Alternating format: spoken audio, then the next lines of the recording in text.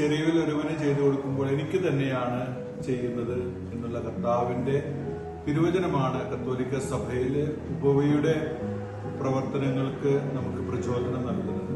ബാംഗ്ലൂർ നഗരത്തിലെ saint Thomas ഇടവക ദേവാലയത്തിന്റെ ഇടവാംഗങ്ങളുടെ ഏറ്റവും വലിയ ഉപവയുടെ മുഖമാണ് നമ്മുടെ ഇടവകയിലെ ഇടവക അംഗങ്ങളുടെയും മറ്റുള്ളവരുടെയൊക്കെ സഹകരണത്തോടെ നാം ആരംഭിച്ച സെയിന്റ് ചാവറ കൃപാലയ.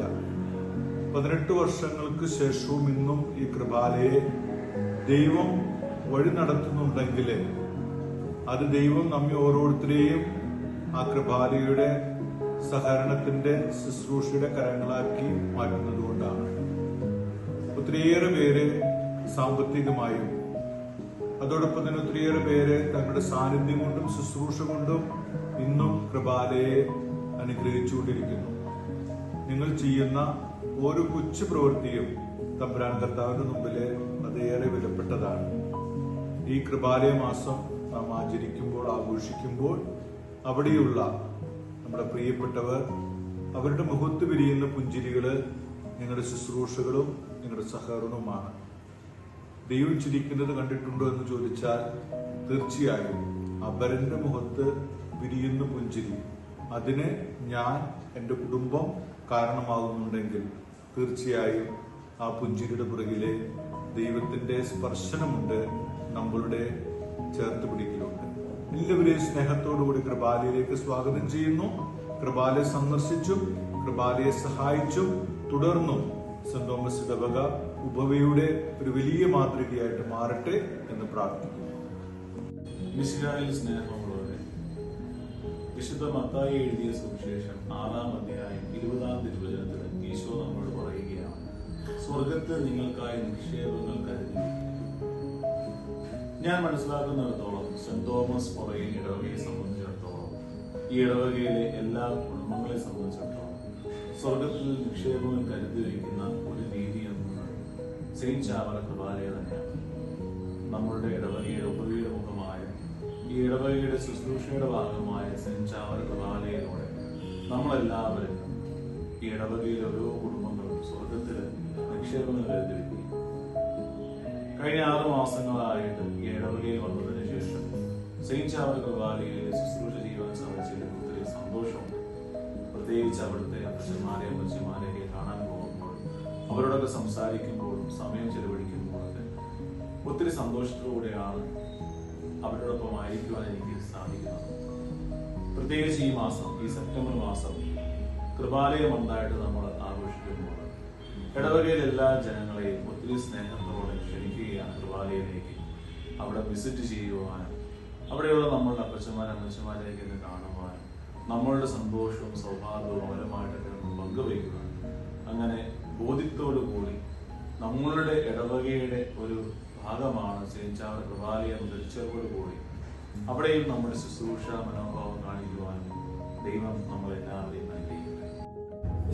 സ്നേഹമുള്ളവരെ, പാവങ്ങളിലേക്ക് കടന്നു ചെല്ലുമ്പോൾ നമുക്ക് അവിടെ ക്രിസ്തുവിനെ കാണാനായിട്ട് സാധിക്കുമെന്ന് വിൻസെന്റ് പോൾ പുണ്യാളൻ പറഞ്ഞിട്ടുണ്ട്. അത് തന്നെയാണ് ക്രിസ്തുവും പറയുന്നത്. നിങ്ങൾ ഈ ചെറിയ ഒരു ചെയ്തു കൊടുത്തപ്പോൾ നിങ്ങൾ എനിക്ക് തന്നെയാണ് ചെയ്തത്. സെന്റ് തോമസ് ഫൊറോന ചർച്ചിന്റെ നേതൃത്വത്തിൽ നടത്തപ്പെടുന്ന സെന്റ് ചാവറ കൃപാലയിൽ കടന്നു ചെല്ലുമ്പോൾ നമുക്ക് കൃത്യമായിട്ട് ഈ ഒരു അനുഭവം തന്നെയാണ് ലഭ്യമാകുന്നത്.